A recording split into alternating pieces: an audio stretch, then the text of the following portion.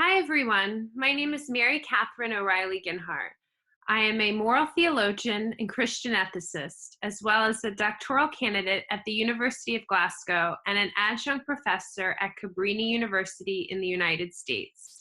I'm here today to talk with you about St. Francis of Assisi, his life, his spirituality, and what we can take from it and learn.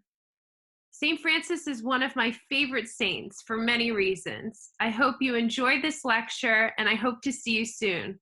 God bless. And I want to make sure to incorporate different aspects of the life of St. Francis of Assisi that would interest, whether it's someone that doesn't know any information about St. Francis of Assisi, whether it's someone that maybe knows a little bit, someone that maybe has no academic background in anything other than maybe hearing this person's name. So this presentation is geared towards everyone, and everyone is most welcome. So I'm so excited for you to join me today, and as we go through this journey together. And I'd hope that maybe you have a pen and paper with you. If you have any questions, I'd be really happy to answer them at the end of this.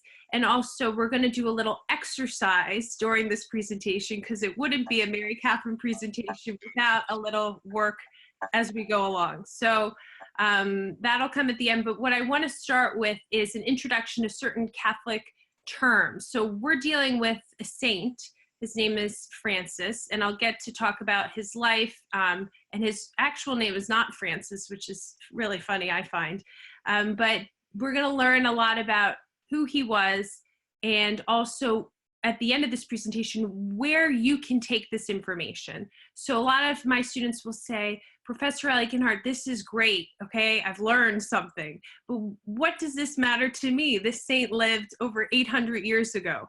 So we're gonna journey through this together, and you're gonna be able to take away what this can mean for your daily life, whether you're joining us from Scotland. I know we have people joining us from India today, from Australia, from the United States. So we're all around the world to listen today about St. Francis of Assisi. So I hope you enjoy it. And the first step on our journey is we're going to be talking about him as a person, and also certain Catholic terms. Now, when I talk about Catholic terms, we're talking in a time period of the late 1100s and early 1200s. So the entire church, or Christianity for that matter, was Catholic. So that's why if you hear me talk about Catholic terms and so on and so forth, that's why we're talking about it. So I have written down some terms, so don't worry, you're not going to be schooled on this later. This is not why you need a pen and paper.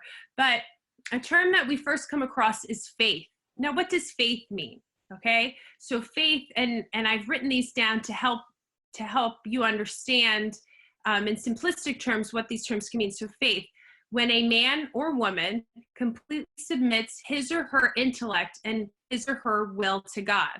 So that's having a complete trust in the process, in understanding what God is, who God is. And for many of us joining today from across the world, we may have different concepts of God, or you might call it a higher power.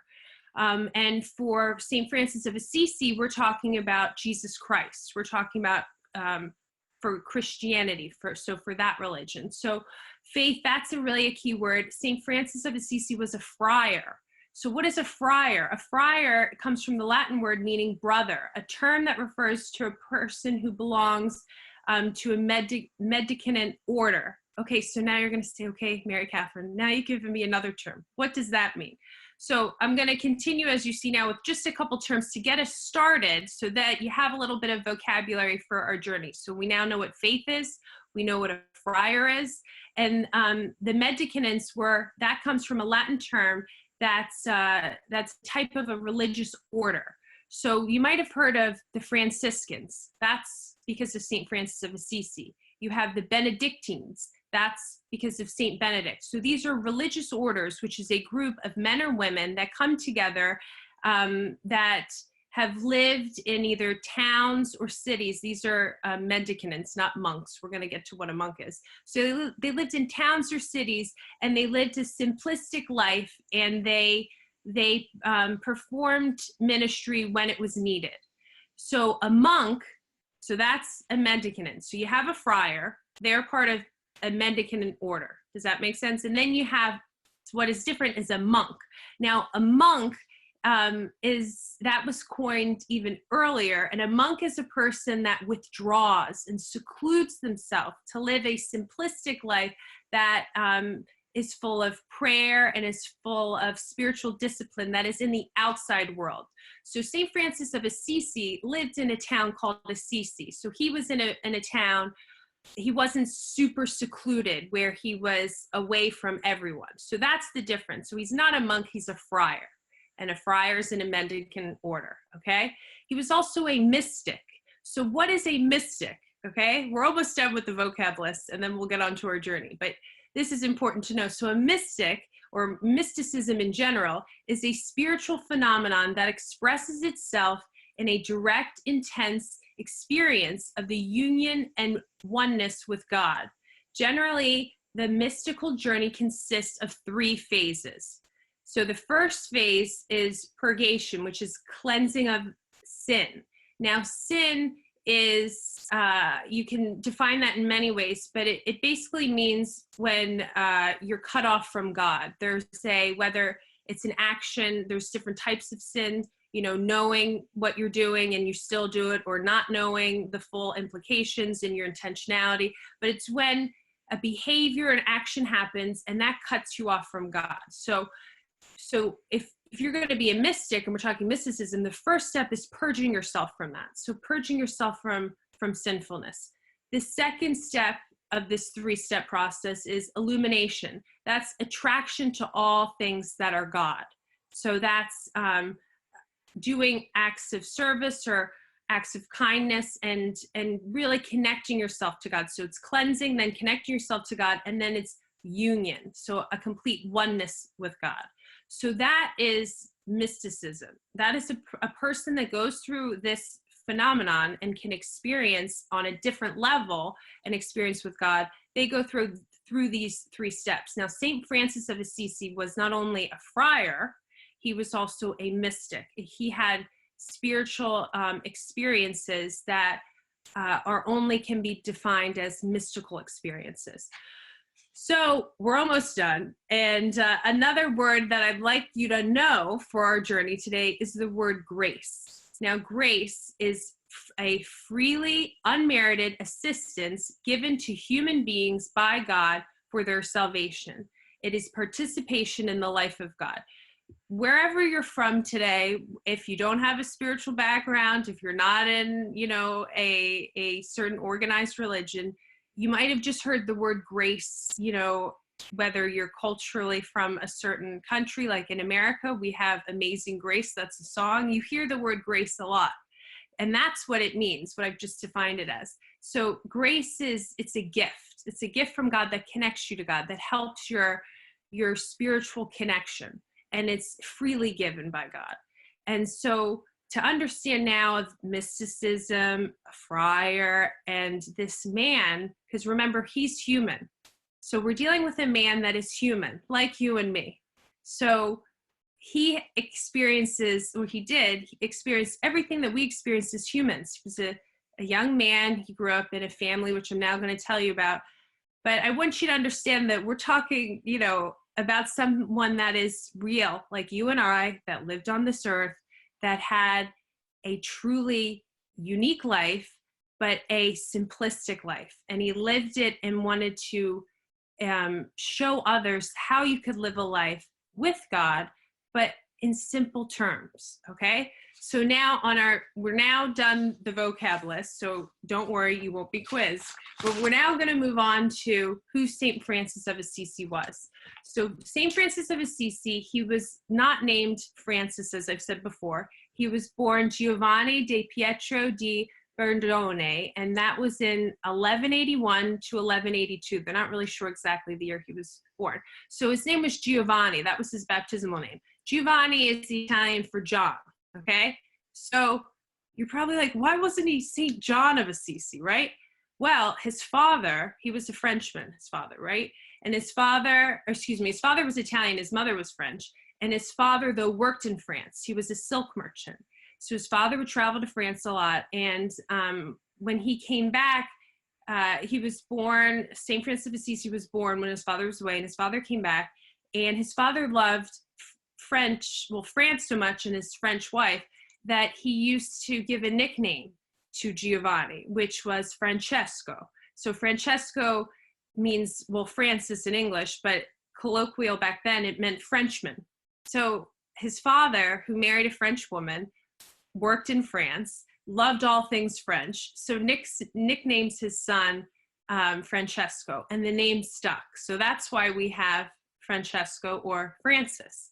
So Francis grew up in a house where he was wealthy. His parents, his mother was a homemaker and his father was a silk merchant. So his father had a market and sold garments, cloth, and would go and travel and sell at other markets. So he grew up with friends. He grew up as an average, boy, but wealthy. And he had friends. He enjoyed the simple pleasures of life, where he's hanging out with friends, enjoying the troubadours. So that was listening to medieval lyrics, poetry being read. He enjoyed his youth. And it also is written that he enjoyed the simple pleasures as a young man. So we don't really know what that means because it's not spelled out X, Y, and Z, but I think for some of us, we could guess what that meant. So we're not talking about a person that from birth becomes this holy, holy person, dies this holy, holy person. We're talking about a person like you and I, a man that had parents, grew up, had friends, had a life, was doing different things, and then something changes. And what changes is he started to kind of to wonder and to think, is there more to life? And there is a story about how he's in the marketplace and he's helping his father sell cloth. Now, his father, we don't know much other than that his father was supposedly a nice guy. He gave alms to the poor at some point, but it was nothing more than the average person, what the average person did. And Francis was selling garments one day, and a beggar comes along, and the beggar, is there, and he's asking for money, and Francis gives him something, but not much. And then something touches Francis's soul, and he runs after the beggar. And he gives the beggar everything he has in his pockets, and all the money he has, and everything that's on him at the time as well. And then the beggar is really thankful, and Francis then goes back to his father, and his father's really upset because Francis gives all the money he had on him and also extra family money that he had. And so at that point, there's something that connects to him. It connects to him that there's something more to this life.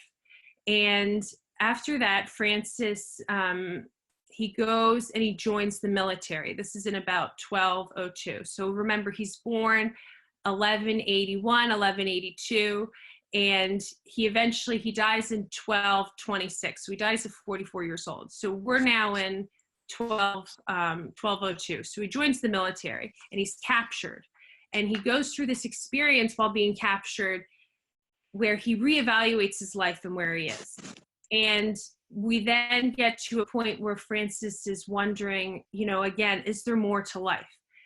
And so he comes back to Assisi, and then he goes to on a pilgrimage. A pilgrimage is a special journey, usually religiously oriented, to experience the faith. Now, there's pilgrimages in different religions, not just in Christianity, but he goes on a pilgrimage to Rome. And he's at this Basilica of St. Peter, and he's begging. He's begging on the street with the beggars. He finds a connection to these people, and then he leaves his pilgrimage. He comes back, and he goes again to go out to the military. He relists in the army. This is in 1205. And he comes back, and there's something with him that he's not settled yet. And he's praying back in Assisi. He's returned, he's praying, and he has a mystical experience. Now, I've talked to you about the word, what a mystic is, what mysticism is, right? He has a mystical vision of Jesus Christ. And the vision is that Christ says to him, Francis, go and repair my house, which you see is falling into ruins. Now, Francis was in a chapel at this time, San Domenico, and he's thinking, this means exactly what Christ is saying to me. He means physically fix this church. That's how Francis interprets it. So Francis hears Jesus and he says, okay. So he goes and he starts to sell his father's cloth to get money. So then he does that behind his father's back, and he gives the money to the priest to fix up this church where he prayed and he had this vision. Now his father's furious, because this is not the first time Francis has done something like this. And also the priest at the time wouldn't accept his money. So Francis is in this like, what do? I want to help, and I'm trying to help. I'm trying to do the right thing. And he's wrestling, and you can see that it's like a spiritual restlessness that he's having. So what he decides to do is he knows that he wants to live a life different than the life he's been given.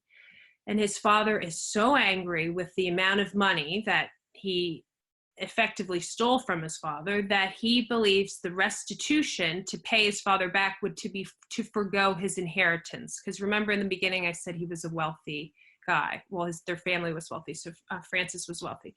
So Francis is okay with that, and he then decides that he will beg. So remember I told you about the experience he had at St. Peter's Basilica in Rome about begging. So he starts to beg for his money for not only to fix up the church, but this is now his new way of life. And in this time being, he went on a retreat in Assisi. There's, if you go to Assisi, which I'm going to show you some pictures in a minute, there is a small cave at the top, just above the town, where St. Francis would go to pray. And he stayed there for a month when he was trying to figure out, what is God really calling me to do? And in that month, he realized that from what is written about it, that he had a life, he was destined for a life that would be different.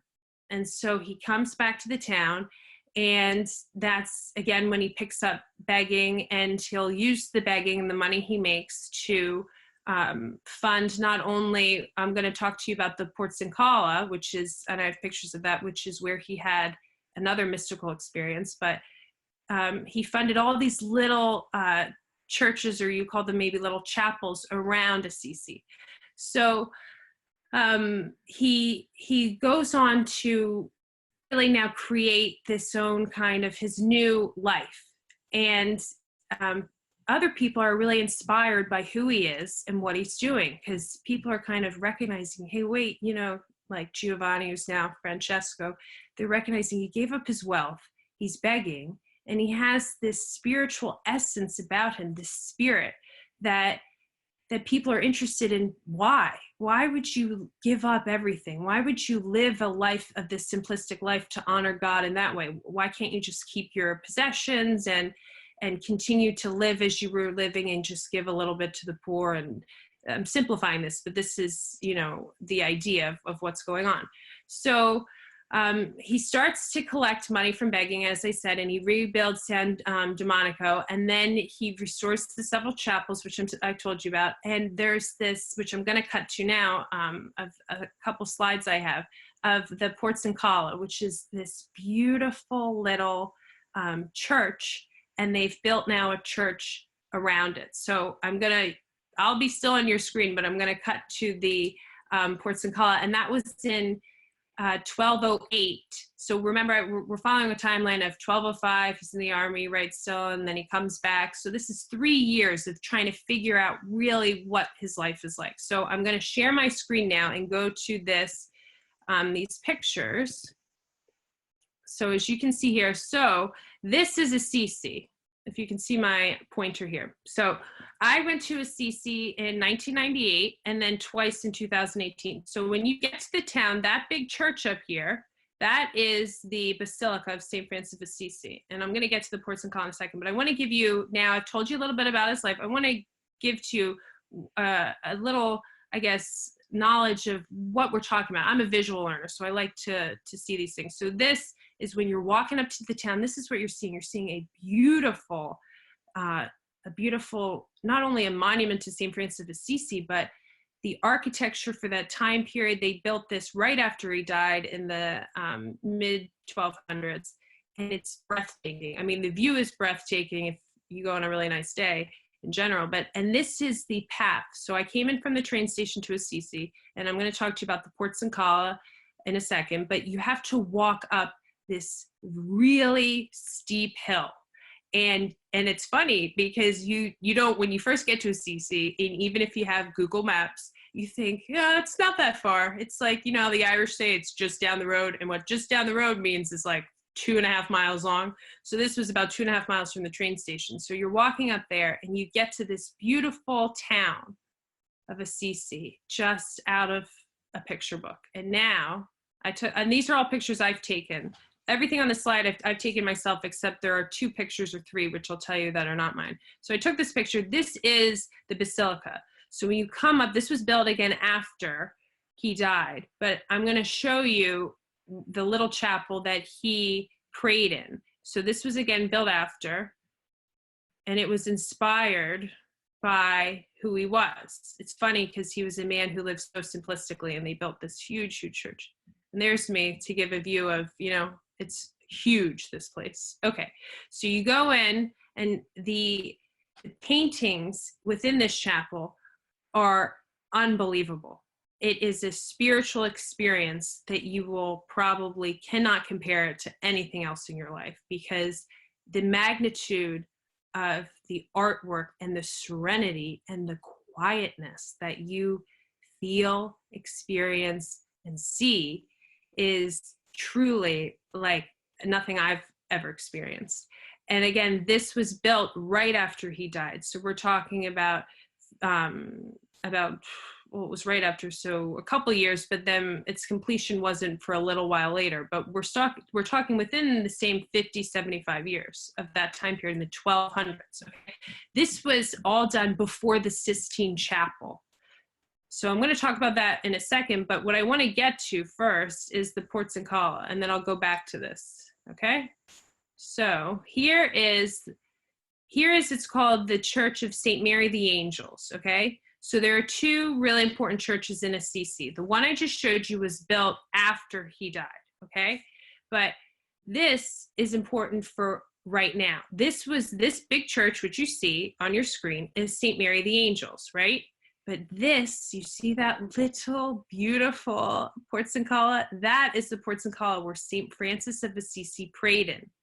They built this huge church around this little church, and I've taken these pictures, so you can see that this is where St. Francis of Assisi prayed, in that little chapel there. I didn't take this picture because you're not allowed to take pictures inside, but when you go in, this is exactly what it looked like, minus the wooden pews there of where he prayed.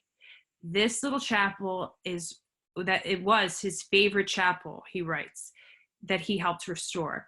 And the spiritual experience, if you've ever heard of Simone Weil, who is a theologian, she experienced a spiritual experience that transformed her spirituality in this chapel. And people from all over the world, no matter what religion, creed, spirituality, come to meditate here, because it is supposed to be a place of just not only tranquil experience, but a place where you can really feel the presence of God or your higher power, however you spiritually connect. And this is this was there. I mean, when St. Francis of Assisi was alive, this was there. This is what he looked at and what he prayed to, okay? So I'm going to get to the other photos in a second, but what I want to, I'm going to just stop the share for a second. What I want to express to you is St. Francis was a man that wanted things simple. Okay, and you see how you saw that tiny Porta Scala. He prayed in that, and that was again a chapel that he rebuilt, and that was where his followers first came to pray together. And it was in that chapel that I just showed you, the little one, where in 1208 there was a mass that was being said, and he heard the story of the gospel of go and be in communion with each other. So St. Francis heard that, and his followers heard that. And it was at that point that he decided that he wanted to create an order to live a life, a simplistic life in the name of God with one another.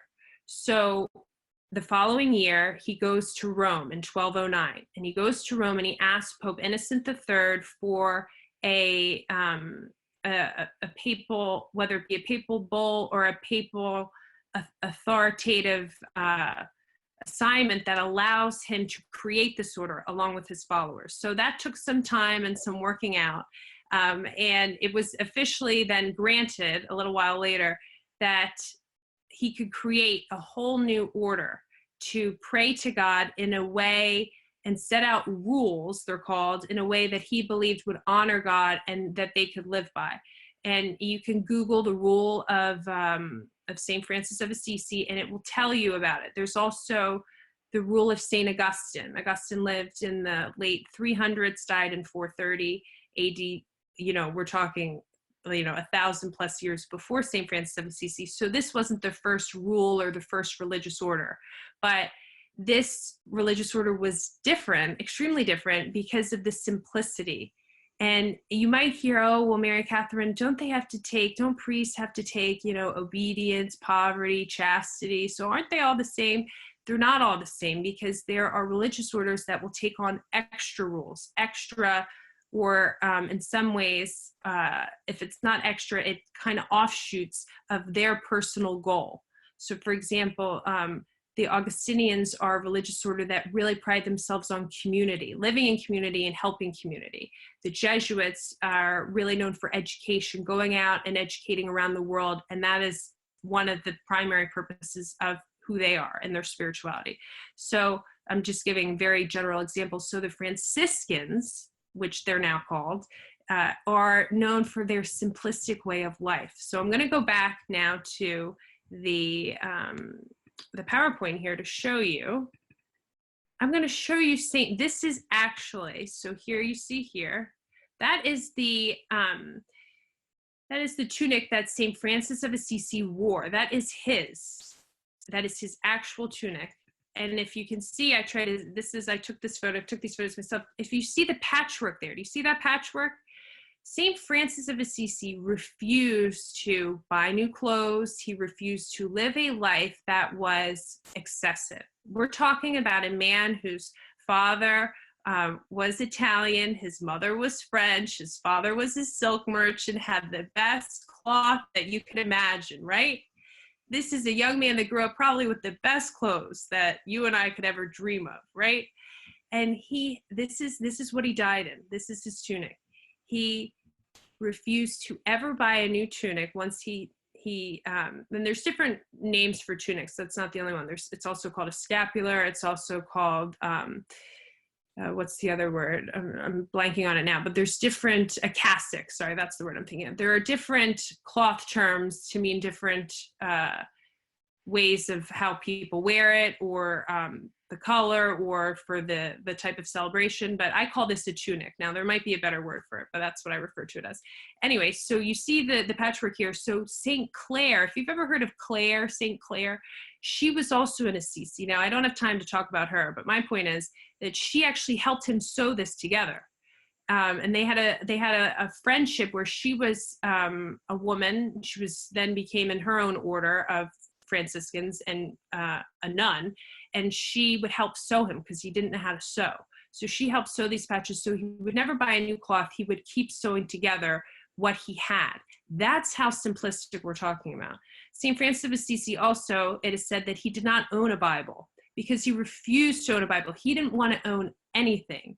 So he would rent, I kid you not, he would rent a Bible to use and to worship from, because he didn't want to own anything. That's how simplistic we're talking.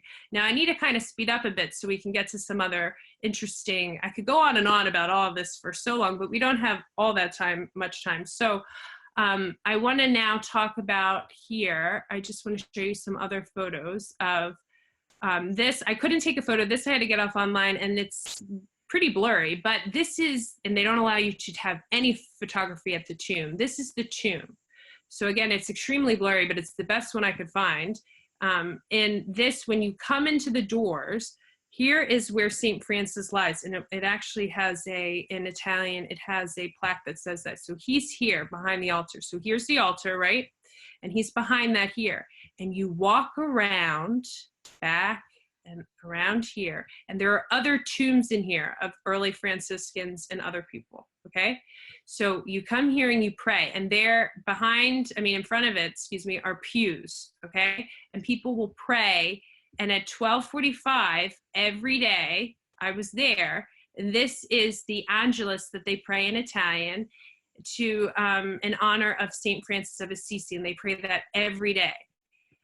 Not now, obviously, due to the pandemic, but every day that they're open, they pray. And I'm sure they do it, now not at the tomb, but solitary in the places that they live. So you walk around, when you go in, you walk around, you can lay a flower. So usually there are white roses that you can put here, and or a candle. You can give an offertory for a candle to have your candle be lit later and pray, whatever for that intention. And you walk up, you either lay a flower or a candle here, and then you continue to walk around. Now, when you get over about this side over here where my mouse is, there's always Franciscans everywhere, but there's a Franciscan there. And if you can make a donation to the Franciscan Order, they'll give you a card. Now, I'm a person, if you meet me in person, I'll probably give you a prayer card. And I donated whatever I donated, and they gave me about 10 prayer cards, right?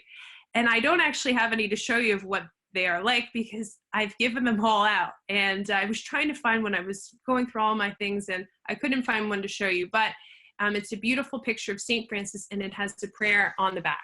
So I want to now move on to, and there's a lot of different, that's my personal experience that I had. Everyone that goes may have a different experience, but to me, to be able to go there, pray at the tomb, and receive a prayer card from a Franciscan, it was just beautiful. And also, they call St. Francis of Assisi and I'm just going to put you back to me so you don't have to keep looking there. But they call St. Francis of Assisi the second Christ. Now, why do they call him the second Christ? Is because of how he lived. I showed you his tunic, right? I showed you the patchwork. And I don't think I'll have time, but I have, and I can send it out later if you're interested, of different photographs of the exact chalice he used to say Mass. That's there. I have a photo of that. And again, he didn't want to own anything, right? So, but they called him the second Christ because he was so simplistic in how he lived, and he lived for love and love of one another. He said it was better to love than to be loved. And I'm going to read you at the end of the presentation the St. Francis of Assisi prayer that I love, that talks about, it's better to do for others than to have things done for yourself. And that way of life, that just selflessness is why they called him the second Christ. And also, I don't know if you've heard of the current Pope of the Roman Catholic Church. His name is Pope Francis. Now, his real name is not Francis. His real name is Jorge Bergoglio, and he's from Argentina. But he was the first Pope in the Roman Catholic Church to ever take the name Francis. And he took the name Francis for many reasons, but it is said that right when he became Pope in the Sistine Chapel, someone turned to him and said, "Please don't forget about the poor." And then when he was thinking about taking a name, this is what is said to have gone on, that's who he thought of, was the second Christ, which is St. Francis of Assisi, the saint of the poor. And you hear a lot about St. Francis as the patron saint of animals. He's written different spiritual books on, animals and the love of nature. He's also the patron saint of Italy, the patron saint of ecology. And he is a man that is known for not only his simple life, but he's also a human. And I stress that to my students a lot. And I'm going to get to the last part now, which is what can you take from learning all I told you about St. Francis of Assisi to your own life? And I have 4 takeaways. So this would be where you get your pen and paper out if you want to think of how you can do the life of St. Francis in your own life. So you don't have to write these down, but I just think it's helpful. So we're talking about a man who lived a very simple life. Now, how do you incorporate that in your life? He's a man that lived over 800 years ago. he lived in he didn't have Wi-Fi. He didn't have, the current, situations of our life today. But the one thing that he had was a will to do, whether it be the right thing, whether it be the kind thing, whether it be the act of God. He had a choice. And each one of us, every single day when we get up, we have a choice to make. And that's to live for others or to live for ourselves, I believe. And so these are the 4 takeaways. These are the Mary Catherine O'Reilly Ginhart takeaways of St. Francis of Assisi. So the first one is simplicity. Keep it simple. Now, there's an acronym that I have. It's called Keep It Simple Sunshine. Okay? KISS. Keep it simple sunshine. When I was a kid, they had a different word at the bottom, but I think sunshine is extremely positive, which I really like because I'm an extremely positive person. So KISS, keep it simple, sunshine. Keep your life simple. Try not to overcomplicate things. Easier said than done. But a simple life can be a beautiful life. A simple life doesn't mean sell all your possessions, get one tunic, and keep sewing patches to it. Okay, that is not what I'm saying here. What I'm saying is, take stock in what is important in your life. What adds value to your life? I believe that a diet is not what you physically eat. A diet is what you watch, who you surround yourself with. Of course, yes, your nutrition, but it's also your spiritual diet as well.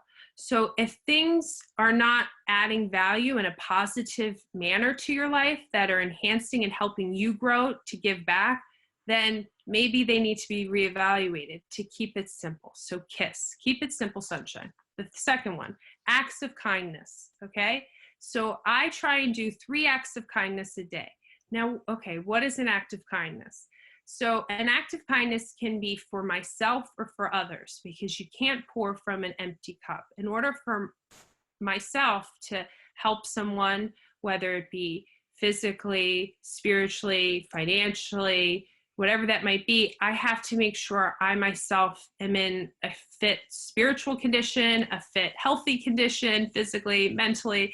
And so for myself, I try and exercise every day. And that might sound like crazy. Okay, what does that have to do with St. Francis of Assisi? What that has to do is St. Francis also talked about the body and image and likeness of God. Each of us, our bodies are a gift from God. So in order for me to honor that, I try and keep fit, try and keep healthy, to keep my stamina up, to make sure I can get up every day. And so that's for me, everyday exercise. So that's one act of kindness that I do for myself.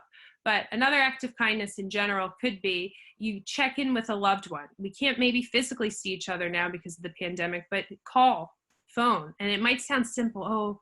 And sometimes we are the people that go, I'll call that person. I'll do it tomorrow. And then tomorrow comes. And then I'll be like, I'll do it the next day. Like, I got to get this done. So it's make an effort and stop and just do it. Okay. So checking in on loved ones. If you can't physically do it, make a phone call. Doing my job or helping someone that needs a job done. That could be right now in the pandemic. Maybe you have a neighbor that can't physically go out for whatever reason, to go to the grocery store, to go to the post office, to check in on their loved one. Always ask someone, how are you doing? Do you need help? Are you okay? And it's not a flyby kind of comment. It's a sincere comment. So ask if you really want to know the answer, and listen.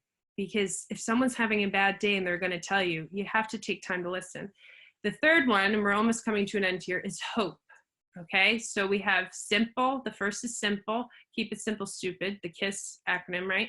Then we have acts of kindness. Try and be kind every day. I try and do 3 acts of kindness. You can do whatever you want. Hope.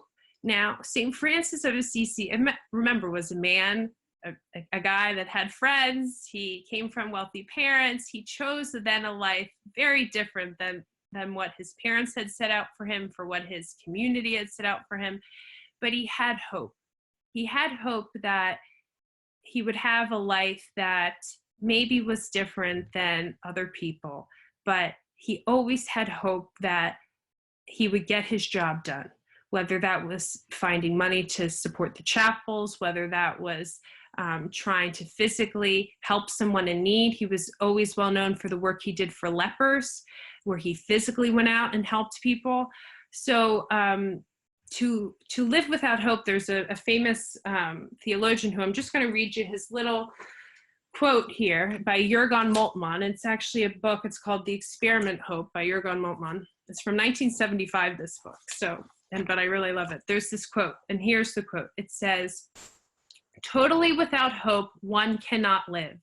Without some goal and some effort to reach it, no man can live. When he has lost all hope, an object in life, man often becomes a monster in his misery. To live without hope is to cease to live. Hell is hopeless." So to have hope, that is our third takeaway, okay? If you don't have hope, you're not going to have much, okay? So have hope. Let's say you're going through a tough time right now. It's a pandemic. We're all experiencing something from this, okay?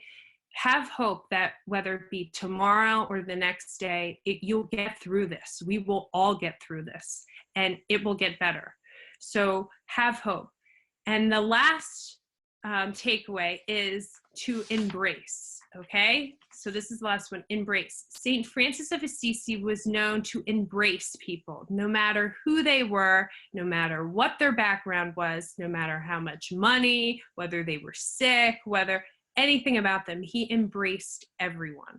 So when we think about embracing, we can connect it, and St. Francis talks about this, about connecting it to suffering. So for example, a leper. So it talked about St. Francis would comfort a leper, and whoever, whether it be your brother, sister physically, whether it be your neighbors, whether it be whoever that you come across, they are, as in the Christian tradition, we say we are all brothers and sisters. So, and when you help someone and embrace suffering, in a way, you cast that suffering out, and you become yourself a mediator of light, and you help that person and yourself really find that light together. So, when you embrace suffering and you embrace that person, you embrace God. And for Christians, we call that, then you embrace the suffering of Jesus Christ. So embrace people, and don't feel that you have to solve everyone's problem and you have to do it all in one day, because it won't be possible. But if you embrace one another, and especially we're talking about people that are really needing help, and that that could be people dealing with drug and alcohol addiction. That could be someone that's dying, or someone that has just lost a loved one and is grieving. That could be people in prisons. That could be the homeless. That could be estranged. Maybe you have a estranged family member. That could be people also in this pandemic that we're talking about. People that for mental health, physical health, isolation, financial security. To embrace. Ask someone, how are you doing? How can I help you? And be the light in this world. There is more good in this world than there is bad. And I know that. And I know that if you listen to the life and the spirituality of St. Francis of Assisi, a man who came from a family, just like all of us have come from a family in one form or another, grew up, and he made a choice with his life. But every day we have a choice. Every day you can start in the next hour, you can start tomorrow, but to be positive, to go back to keep it simple sunshine, to know that you are so special in this world, and that you are so worthy of a beautiful life. And no matter where you've come from, no matter what your past is, no matter what you've gone through, there's always hope. And hope springs eternal. It is always there. And the positivity to create, whether it be a new life, continue in the same things you're doing in the life you lead now, but to know that God is with you. And I tell my students in class, when I teach my intro class, I tell them God is like the ocean. Now, my philosopher friends don't like this, but I like it. I say God is like the ocean. She's always there. Sometimes you don't feel it. Sometimes you can't see it. Sometimes, for me, when I go to the beach, you smell the salt in the air. You can't smell it. You can't, but God's there. Just because you don't see God, just because you can't feel God, sometimes God doesn't leave you. Sometimes I tell my students, I physically show them in the class, I'll turn my back on the ocean, but the ocean's still there. Just because I turn my back on it doesn't mean the ocean goes away. So to remember that, you're just incredible and you're doing a wonderful job wherever you are in this life. And to close, I'm going to read, there's the St. Francis of Assisi prayer, but I'd like to read the Footprints prayer, which doesn't have to do with St. Francis of Assisi, but it connects to this idea of love and knowing that God is there. So this is the Footprints prayer. Now, this actually prayer card came out of my dad's wallet. My dad is now deceased, and he's had this in his wallet since the 1980s. And I found it when I was recently back home in Philadelphia, going through a storage unit. So this is it. And I think it encapsulates the message of St. Francis of Assisi. And so to close, here it is. It's called Footprints. One night, a man had a dream. He dreamed he was walking along the beach with the Lord. Across the sky flashed scenes from his life. For each scene, he noticed two sets of footprints in the sand, one belonging to him and the other to the Lord. When the last scene of his life flashed before him, he looked back at the footprints in the sand. He noticed many times along the path of his life, there was only one set of footprints. He noticed that it happened at the very lowest and saddest times in his life. This really bothered him, and he questioned the Lord about it. Lord, you said that once I decided to follow you, you'd walk with me all the way. But I have noticed that during the most troublesome times in my life, there was only one set of footprints. I don't understand why I needed you most when you would leave me. I don't understand why when I needed you the most, you would leave me, he says. The Lord replied, my precious, precious child, I love you, and I would never leave you. During your times of trial and suffering, when you see only one set of footprints, it was then that I carried you. So I hope you've enjoyed this lecture today, and I hope you learned a little bit about St. Francis of Assisi, and to always know that whatever you're doing, keep it simple, sunshine. Thanks so much. That was fantastic. Really brilliant. Thank you very much, Mary Catherine. I loved it. Loads of questions that I have myself. If anybody else would like to ask a question, we have 15-20 minutes or so, then just raise your hand and I'm sure Mary Catherine will do her best to answer. But the last 4 points that you made were really great, Mary Catherine. The purpose of having these talks and experts like yourself coming is so that the thousands of hours of learning, of studying, the tens of years of the burning the candle at night time just to learn, the hundreds, possibly thousands of books that you've read in your time, just an opportunity for us to come and tap into that. And I thought right at the end, the 4 points, keep it simple, sunshine, was just a fantastic touch, really brilliant. And also the acts of kindness, and then breaking down the 3 acts of kindness every single day, and really just like a kindness for yourself exercise, and looking at keeping it simple, diet, and tying it in. But really the question that I would like to ask is, you mentioned that so Francis of Assisi was a mystic, so he was known as a mystic. And then based on some other training that I've done there, who look at mystical type experiences, which he said that he had a number of.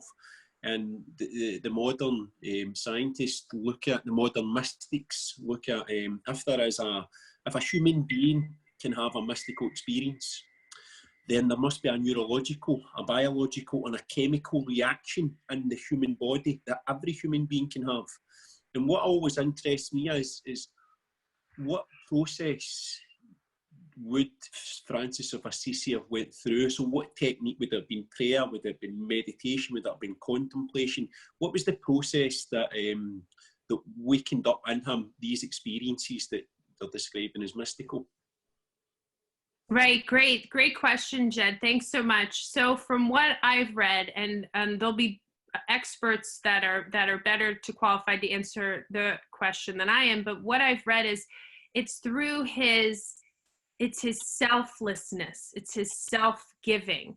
So he was a person that it was about the poor, it was about the leper. Now in those times, lepers, I mean, no one would go near them. They were cast out. And it was going to the people that are cast out, that are abandoned in many ways, that this experience where he felt a connection to God, this present, this overwhelming relationship, because we all have a personal relationship with God, but for his, he felt when it was doing works for others, when it was praying, he prayed a lot, he meditated, he had a friendship with St. Clare of Assisi. And I mean, relationships of friendships of your community, you know, he had these group of men that, you know, when they founded the first Franciscan Order, working together. So there's so many elements, but prayer was central to who he was. But when I was describing about his life, you know, there wasn't much in the beginning that really told us about his prayer life, about who he was before this experience that he had, where God tells him that, you know, Francis, I'm calling you to rebuild my church and to fix it. So, so different people have different opinions, but what I would say is what connects him is his prayer, is praying and quietly in that contemplation, that meditation, where he went away for a month to that cave, where he needed time to be by himself and to really evaluate his life. So it's meditation, it's quiet, it's silence sometimes, and in the silence we hear God's answers, you know. So there's many ways to answer that, but I think it's acts of kindness, giving out to others, and really your motives. What are your motives? If you're doing something because you think it's going to make you look good, or you donate and your name's on a wall, that's not the motive we're looking for. We're looking for really the inner love. So I hope that answers your question a little bit. Yeah, great, fantastic, thank you. There is a few hands come up for questions, so we'll just start with Catherine. Hi, Catherine. Hi, Jed. Thank you, Jed, for organising this, and thank you, Mary Catherine. That was really, I've not actually got a question. I just wanted to thank you because it was like so thought-provoking, and it was like so inspiring for me. And I say the St. Francis prayer every single morning, and I didn't know his story, do you know? So I knew he was a humble man, and I knew he was a man that looked after the poor and stuff, but like to hear the whole story was just like, it was so, I just feel like really like quite in awe, do you know, that way. I'm like, oh my God, to think that you say something religiously every single day and you're like, I didn't even know where that came from. So that was beautiful, and I loved the takeaways, and I absolutely I loved your spirit and your gentleness, but the power that was coming through you too. So thank you so much for inspiring me and for making me think a bit more about, you know, like the living simpler, which is a message that's been coming through for me recently quite a bit. So especially in this lockdown, because, you know, you don't need the things that you think you need. So anyway, and the kindness, the acts of kindness. So I'm going to take that away. So thank you so much, Mary Catherine. It's a pleasure to meet you. Thank you. Thank you, Catherine. We have another question here from Stuart Forsyth. Hi, Stuart. Hi. How you doing? How you doing? How you doing, Mary Catherine? So thanks so much. That was just lovely to hear you. Really appreciate that. I have a question for you. There's a thing that I picked up a few years ago. A Muslim, a Christian, and a Jew walk into a bar together in northern Israel. That's no joke, you know. And I thought it was lovely that. I just from that point of view, the practical. You as a Roman Catholic and as a student of Catholicism, and also somebody that carries the message of your religion. These practical principles of Franciscanism, they're universal, clearly, and they obviously transcend religious barriers, you know, simplicity, love, kindness, that type of thing. with your own love and faith, how are you, and therefore how are we, able to transcend these religious barriers, which are obvious? I live in Glasgow, even in our current city. How are you, as the carrier of that message, and therefore we, able to transcend to communicate that? Great. Thank you so much. That's a wonderful question.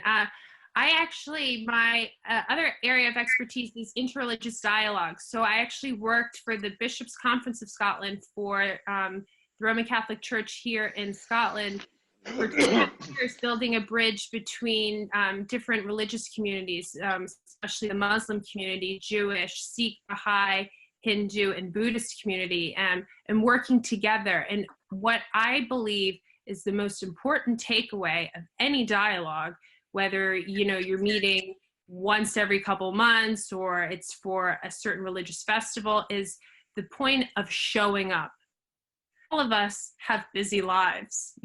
All of us have different things going on with work, with personal relationships, family, different arrangements or different, I forget the word I'm looking for, but different activities in our lives. But to show up, I think the most important thing to live out any type of message is showing up and listening.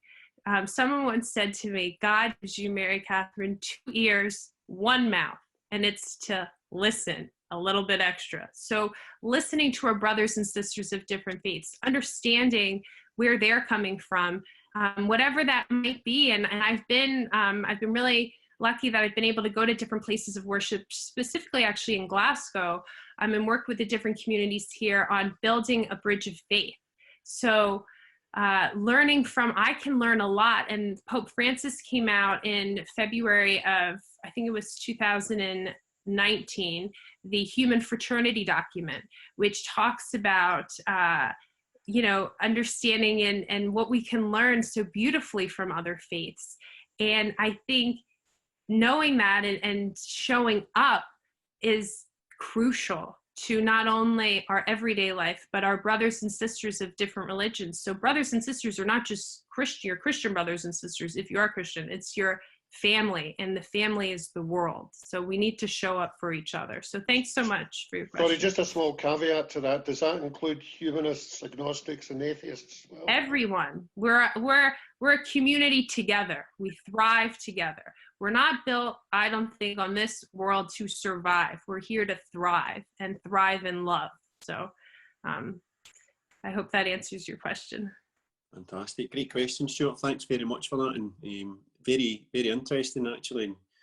So another question here is Joseph. Hi, Joseph. Hi. Good evening. Hi, Father Joseph Hi. from India. Yes, hi.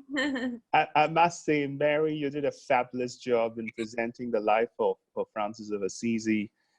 You did tremendous justice, and I've been there to Assisi myself twice. It's one of the most beautiful places in Italy. Just to add to those few beautiful takeaways that you gave to all of us based on the life of St. Francis of Assisi, a thought just struck me that we are in this beautiful week of Laudato Si, which is a brilliant encyclical of Pope Francis on care for the earth. And probably the fifth takeaway based on the life of Francis, who was a patron of environment, is care for ecology, care for building a better world together, keeping in mind what's happening in our world today. So maybe that I thought could be added to what you presented. I love that. That's a great idea. It's great to see you all the way from India joining us. So that is wonderful. Yeah, I love that takeaway. That is brilliant. I'll add that in and I'll quote you for it. Okay. Thank you. Yeah. Good to see you. Thank you, Father Joseph. So it looks like that's the end of the questions, unless anybody would like to quickly ask another question to Mary Catherine. No, so that seems to be there. And would you have any closing comments, Mary Catherine? I think just to thank everyone for showing up. I mean, I just talked about that we have to show up, right? So you all showed up today. You didn't have to come, but there's something that touched you to be here, to show up, to spend the time, to register, to get here, to listen. And I just want to thank you, honestly, from the bottom of my heart. It means so much to me that you were here with me as we journeyed together. And to show up for one another, I think is crucial. And I heard a quote recently that said, support your friends like you support the celebrities you don't know. And I thought that was a great quote, you know? And what does that mean? That means, you know, if something's going on in your community and to listen, whatever that might be, and to show up and to journey together. And that might be in a different faith. That might be, you know, a different relative that you don't know that well. But it's to live simply, and by simply, I mean with kindness and with love. So with that, I just want to say thank you so much, Jed, for allowing me to come to speak. And I just want to thank you all so much for being here with me today. Thank you very much, Mary Catherine. It's been wonderful, really, really informative, interesting. I echo what Catherine says, the power was resonating from you, passionate, informative, and the four points, the four takeaways at the end were just like fantastic. We just scribbled all those down. I'll thank the people for the questions.